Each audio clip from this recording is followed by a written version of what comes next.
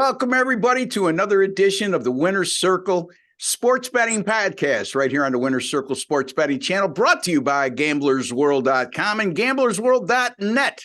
Our .com site is where all our video shows are, and the .net is where 10 of the finest handicappers in the country reside, including us three, and we would highly encourage you visit GamblersWorld.net and participate, because those are where all our best picks are listed. Let me say hello to our regular guests, Mr. Jesse Schul and Sean Higgs. Jesse from, like I said, jesseschul.com and also gamblersworld.net, and Sean Higgs from picksandparleys.net, winningfreepicks.com. Yes. Yeah. Okay. And Sean, how are you? Pretty good. No complaints. We're all dressed up this week here. Yeah. Show. Well, I cracked the whip, and going forward, we need to wear all collared shirts, and we're pros at what we do, so we have to look the part, and I don't think that's too much to ask. Because with August coming, I'm going to wear some nice tankinis and stuff. Yeah. Does that mean I can't break out the yellow singlet if I sweep in week 1 of NFL? You can do that as long as you got a collared shirt on. So, I don't care about that. Funny. You just can't wear a tank top, Jesse. I know you got. We all know that you're handy with your weightlifting prowess is, so you don't have to show off your guns all the time. Well, I'm jealous of Pat McAfee because he signed a pretty big contract for ESPN, and if he I don't know if you know this, he wears a black tank top every day, and I've got a closet full of black tank tops. Nothing to do with Pat McAfee. I just like black tank tops. Nothing against us, but when we become a personality of that magnitude, that you can wear whatever you want. Demand that gets paid 7 figures or high 6 figures to do a podcast every day, I guess you can include that in your contract, and you'll get a little more leeway. We're not in that position yet. We're doing well, okay. Our viewership is growing by the day. It's so our subscribers are over 9,700, which leads me to this, folks. If you're on your mobile phone, you'll see a subscribe button right below you. If you're on a PC, you'll see a WC in the corner, right-hand corner of your screen. Just click on that and subscribe. It costs you absolutely nothing. And I would highly suggest you go into your YouTube settings and hit the alert notification bell. And upon us publishing any of our Winner's Circles sports betting podcast on our channel, you'll be notified immediately. All right. I covered this with Chip and Doug yesterday, and we're pressed for time today, but we're going to do the best to share our lifelong experiences. Yesterday, I covered my childhood and how I began to gain interest, the momentum toward my career now in sports betting, and Doug and Chip shared the same. So Jesse, early on, what's your first recollection or vivid memory of maybe an experience or at a point where you really started to gain a lot of interest in the world of sports betting? Well, Ross, I grew up in a kind of a bad neighborhood. Family didn't have a lot of money.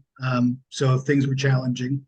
And during that time in like the late 80s, mid to late 80s, we'd see movies on TV, The Godfather and Goodfellas and this kind of stuff. A lot of Hustlers, the Pacino and Joe Pesci type movies.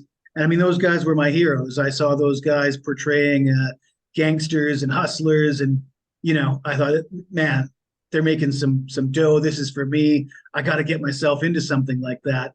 My first job was similar to The Deadliest Catch, that reality TV show where guys go out on those fish boats. I did that for real. And let me tell you, it's a hard way to make money. And I was looking for an easier way, looking for many easier ways. Our buddy Joe D'Amico likes to say, I went to UCLA, the university at the corner of Lexington Avenue.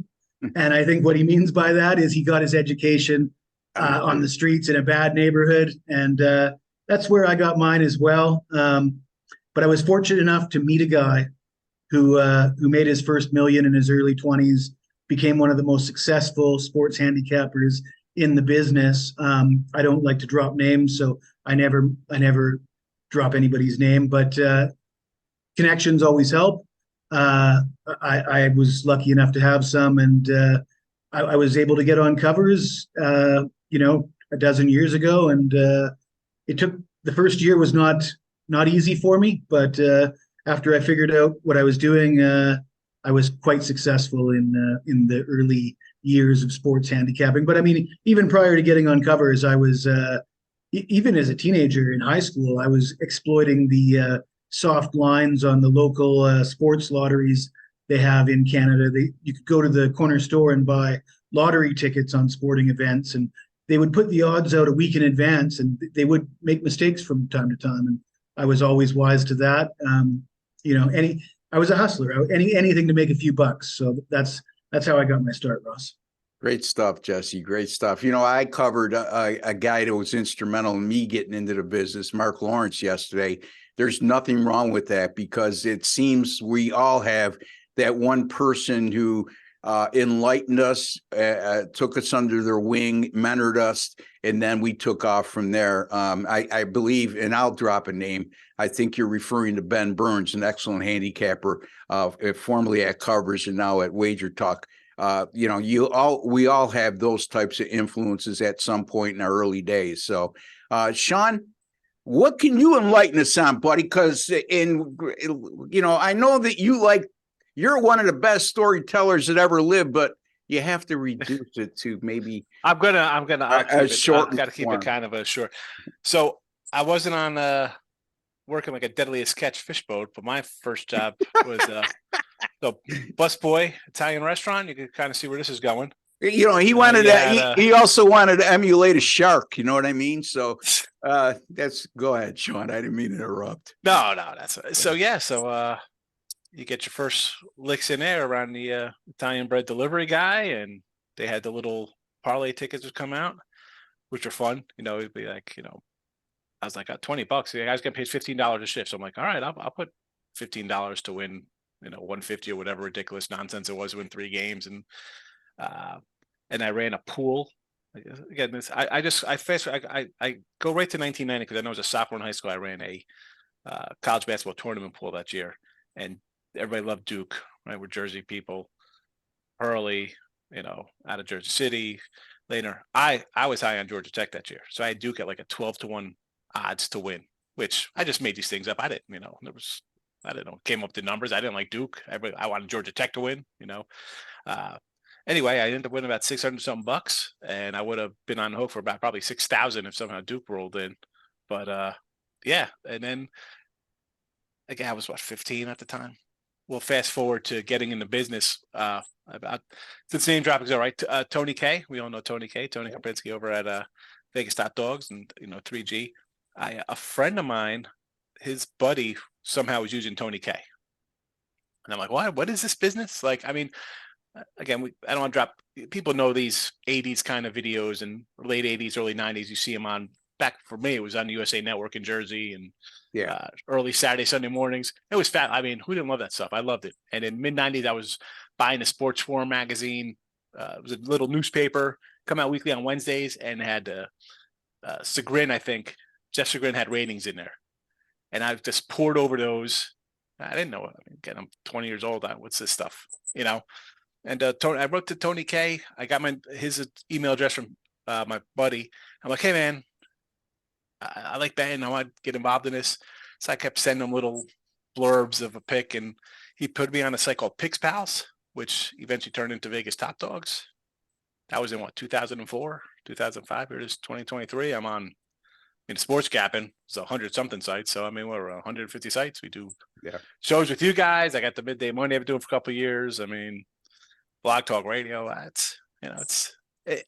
Like people ask, I'm sure you guys get the message like, oh, how do you get involved in this? I'm like, well, listen, I don't, write to a guy, be like, hey, if I can interject for a second, after telling our stories yesterday with me and Doug, a gentleman reached out to me with a similar type question. And, all you could do is steer him in the right direction and make him realize without putting a star on your forehead or being too arrogant that, you have to begin somewhere. Yeah. And trying to get on sites with established guys that have a brand name is very difficult to do. So just do a search on sports betting, sports handicapping sites, sports betting sites, and put in a lot of inquiries like we did as youngsters. So and even out of that, there's, I mean, I don't want to mention these other kind of sites because I see them on like Twitter. I'm like, what is this thing? I go there and there's people I've never heard of. And I'm sure maybe they never even heard of me. But there are places you go now that have a lot of the, Twitter and your social media type accounts that have sites. And listen, if you're good, people will find you. Yeah, if you win, people will find you. And I'm not trying to, again, I'm not trying to be arrogant here, folks, but if you haven't heard of the guys on this channel, us three specifically in this instance, then you're really not in tune on what's going on in the sports betting world, because there's maybe 50 guys out there that are extremely good at what they do, have proven to be honest and transparent over the years, and it's reflective of the sites they're on, the successful platforms. So anyway, I promised that I'd do a piece by piece thing. I'll make it real quick. I talked about my early days, starting from 6 years old to winning my first parlay card or parlay sheet, whatever you want to call that. And Ross's first bet at 6 years old, he had the North in the Civil War, I think. No, actually, I was 7 years old, and my father, and you could go back to the archive of yesterday's show with Chip, and you could find out what led up to that. And my father was a big bettor, so that's the gist of the story. But then when I got in my teens, and early 20s. If you don't know about Rochester, New York, it's nothing like it is now. Back then, and you could look up this on Facebook, Rochester was a big mafia town. And I started to link up with kids that had fathers in the mob. My uncle, Oski, ran the 44 Club on Lake Avenue in Rochester, 44 Lake Avenue. So there was a lot of that I took for granted was second nature. But as I got older, realized that not everybody grows up like this, and it's no longer what town is a mafia town beside New York, maybe, or LA. And even then, the mafia presence in those cities is nowhere what it used to be. But I had a pretty good upbringing in terms of that, and a lot of learning experiences. I spent a lot of time in the after hours places. After the bars closed, you played blackjack in a lot of these places. I knew a lot of the big bookies in town. And I recollect the one story when I was in my late teens. A buddy of mine that I graduated high school with, Jimmy Baker, God rest his soul, he's no longer with us. But he, at an early age, got involved as being an agent for one of the local bookies. And I mean, as far as the sports betting community here in Rochester, there was 12, 14 local bookies in every corner of the city. It was common practice. And you called in your bets back then. You didn't do them online. You did them on credit. You didn't have to put money up front like you do now. So, and that gets people in trouble. But I recollect the one story, 1973, Army and Notre Dame game. And Notre Dame was one of the best teams in the country, and Army was struggling mightily at that time. And the line was 49.5. And I was telling Jimmy, my friend, who I just alluded to, that I think Notre Dame will win this game by 60. He says, I'll tell you what, give me 49.5 and we'll bet $5. Well, $5 was a lot of money back when you're a teenager back then. And back when the North was fighting the South in the Civil War. Something like that. But the final score was Notre Dame 49-0. And I lost by half a point. I had to pay him. I told my father this story. He crucified me as to giving me an explanation of why you should never lay that many points. So, all this adds up to where we are now is what I'm trying to say. All right, let's get to the meat and potatoes. We do have some baseball picks for you. And I hope you guys enjoyed those stories. And if you didn't, when you're looking at the description of our video, you could, Seth, our graphics guy, does a great job of putting in at what point our videos get released, like 20 minutes and 27 seconds. You could fast forward and get right to that point. For those of you who are not interested in our where we were at one time and where we are now. All right, so Jesse's going to be looking at Toronto Blue Jays and the LA Dodgers, Sean, the Baltimore Orioles and the Philadelphia Phillies, and I'll be looking at the New York Mets and New York Yankees. Let's start with Jesse. Toronto with Chris Bassett on the mound at the LA Dodgers with Julio Urias, 10:10 Eastern Time start. Right now, as we speak, according to DraftKings, the LA Dodgers are minus 155. The total is 9, but something tells me that Jesse's not going to use either one of those numbers, and he's going to give us something different, but I may be wrong. Ross, I'm looking at the Jays. I'm looking at the Jays on the run line, and I'm bucking some trends here. You look at the trends. Sometimes, more often than not, you're following some trend or another. Here we have two pitchers that are way better at home than they are on the road. But you look at some other trends that tell you a different story. The Jays have been very good on the road of late. The Jays did win game 1. This looks like it could be a competitive game. I like Bassett. I like the way he's pitching lately. So, Bassett, he is 3-0 with a 2.57 ERA in his last 5 starts overall. The Jays are 8-2 against the spread in his last 10 starts. Of course, Urias goes for the Dodgers. Big name. His stats haven't been that great this year. At home, he's very good. 5-1 with a 2.15 ERA. On the road, though, 2-5 with a 7.88 ERA. He is home tonight, but he did get really rocked in his last start. And over his last 5 starts, he's given up 5+ runs 3 times. Even if he brings his A game, I think Bassett's probably good enough to match him. If he doesn't, the Dodgers could be in trouble. It's relatively affordable. I'm seeing Blue Jays +1.5, minus 145, and that is the route that I want to go. All right, Jesse, Toronto +1.5, minus 145 on the run line over the LA Dodgers. Yeah, correct me if I'm wrong. Chris Bassett threw a real gem his last time out. He was opposed by Blake Snell. It was a classic pitcher's duel. I may be incorrect on that, Jesse. Correct me if I'm wrong. Sean's always good at this, too. Sean likes to correct me, number one, and he's usually 90% of the time right when he does. 6 innings of shutout ball, 4 hits, 5 Ks versus Padres last outing. Yeah, so I think it was a 2-0 final score. So the pitcher's duel did come to fruition there. So I was right. There you go. For once, he agreed with me and didn't have to correct me, Jesse. All right, Sean, we're about 10 minutes left in the show, so let's get right to it. The Orioles with Kyle Gibson facing at Philadelphia, and Philadelphia will send Taijuan Walker to the mound. 6:40 p.m. Eastern Time start right now. Philadelphia minus 125, the total 9.5. Take it away, my friend. Yeah, the old veteran comes home, right? Gibson was Philly last year. He got traded over there. I don't know. Not a good season for him. I'm going to keep this kind of short here. What am I thinking here? I don't like the way he's been pitching. 5 runs versus Seattle, 6 runs versus the Reds. In July, it starts 4-2, 5-3. Giving runs up on the road. Taijuan Walker at home. We talk about home splits. And it just seems, I don't know, you guys probably chime in on this. Guys at home splits this year seem to be really out of whack compared to the road splits. You mentioned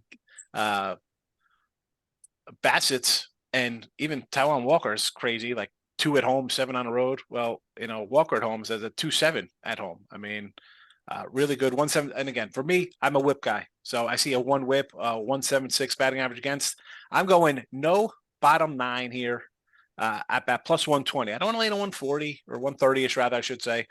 No bottom 9 for me. Phillies, no at bat bottom 9, +120. Gotta get that +120 money. I don't want to lay to 130. Got it +120. So I think they hit Gibson here. All right, especially after a quiet one last night where it was low scoring. So Philadelphia, no +120, no bottom of the 9th. Is that what you have? Yes, sir. All right. So you could find that at Caesars online sportsbook because if you can't find that one, I'll give you. How about a Philly team total over 4.5? Okay. But all right, my point being is we had a gentleman chime in on your last no bottom of the 9th, and he says I live in Vegas, and I'm not going to get in a car and drive to Caesars just to put a pick in. But that's on the Will Hill Caesars app. You can find that online. But my point is, Yeah. he thought that you physically had Yes. to go to Caesars, and if Yes. you were in New York, you were implying that maybe you Drive needed down to Atlantic City. hey, get a red eye and make sure you get this bet in at Caesars. No, that's not the case, folks. So again, it's hit that type of bet is reducing the risk and reducing the juice. And again, my theory is like Sean's. If you're going to lay 150 or 160 and you could eliminate the bottom of the ninth and get reduced juice, why wouldn't you? Because if you're worried about the game going extra innings, you shouldn't be laying 150, 160, 170 anyway. That's the bottom line. So anyway, I have a pick. No, it's not in the North versus the South in the Civil War, like these guys tease me on, but it's basically another Civil War, the New York Mets and the New York Yankees. It'll be Justin Verlander on the mound for the New York Mets, and the Yankees will send Domingo Germán on the mound. And right now, the Mets, according to Caesars, the online sports book, not the physical location, the Mets are minus 117. This Domingo Germán, guys, textbook erratic. Last 6 starts. A perfect game mixed in there at Oakland. Look, even though it's Oakland, it's still a tremendous feat to throw a perfect game in the major leagues. They're still major league hitters, maybe on the low end with Oakland, but still. However, he's also had 3 starts where he's given up 5, 6, and 7 earned runs. So this guy is, for whatever reason, who was one of the most consistent pitchers for the Yankees in years past, is now he's been extremely erratic. The Yankees bullpen, which is usually reliable, over the last 7 games, as Sean alluded to, I also place a big emphasis on whip when it comes to pitching performances. Their bullpen over the last 7 games, a 152 whip and allowing 7 home runs in just 23 1/3 innings pitched. Not very good, folks. Since last year, Justin Verlander is 3-0 in his team starts versus the Yankees with a 1.42 ERA and 0.63 whip. As a matter of fact, going back to 2016, Verlander has made 12 starts versus the Yankees. 11 of them were quality starts, and the one lone exception, he gave up 4 earned runs in 7 innings. And for those of you not familiar with quality starts and what it means exactly, it's the going 6 or more innings and allowing 3 earned runs or less. So he's really dominated the Yankees over the years. I know he has road numbers that are over 5 this year, but he's pitched extremely well at Yankee Stadium throughout his career. I'm going to go with the Mets here against my beloved Yankees. I'm taking the New York Mets minus 117 over the Yankees. Folks, you can find me at gamblersworld.com and rbwins.com. Yesterday, I'm coming off a 3-0 sweep as I had the Reds in the first 5 over Milwaukee. I had the Royals and Guardians in the first 5 going under the total of 4.5. And I had the Houston Astros minus 102 as they pulled out, came back from 3 down in the late innings to beat Texas 10-9. Jesse, tell the folks exactly what you got going on. And if you have any hot streaks you'd like to share with us. Not a lot in the hot streaks department for you, Ross. I did hit 90% of my college football plays last September. And I know that a lot of people are probably shaking their heads saying he did not, but I did. I've got the receipts. And I do have 50% off full season college football until August 1st. So you're running out of time if you want to get that. And just let me touch on one more thing.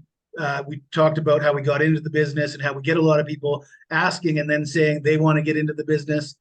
I would suggest that at least 9 out of 10 people that say they want to get into this business, if they knew what we had to put in on a daily basis, they wouldn't actually want to do it. It's not easy money. It's like anything else. You have to work for it, and not everybody can do it or would want to. Yeah, there's a lot more than just making picks. In our instance, we've evolved into what we're doing right now that you're watching. And that's a promotional tool, number one, but also educates all the new people out there with the advent of legalization of sports betting across the U.S. there's a lot of novice bettors out there, and we try, like I always say, try to make you a smarter sports bettor today than yesterday. Sean, take it away, man. Yeah. Listen, for me, I got a lot of baseball going on, obviously, but not a lot. I'm kind of reeling in a little bit. I'm having losing July out of the gate. I blame Ross. It was great because the All-Star break, and then the wheels have fallen off.